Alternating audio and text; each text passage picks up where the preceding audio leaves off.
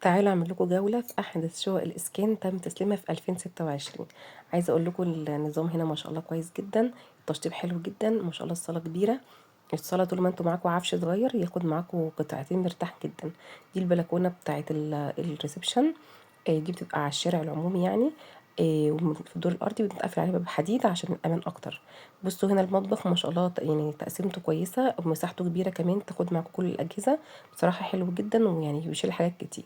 دي البلكونة اللي بتبقى هي اسمها بلكونة الخدمات، او بلكونة المنشر، يعني على حسب انتوا بتسموها، يعتبر ده المنور بتاع الشقة. دي برضو بتبقى بلكونة صغيرة كده، برضو ممكن تستخدموها في اي حاجة. بعد كده بقى بنخش على على الحمام. عايزه اقول لكم الحمام المره دي احسن من اي حمام هتخشوه في الاسكان الاجتماعي عامه. ده النظام الجديد والتقسيمه الجديده، وبصراحه حلو جدا.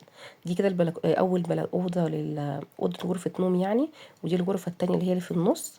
وبعديها على طول الغرفة التالتة اللي هي بتاعت برضو بتاعت الأطفال أو ريسبشن أو كده.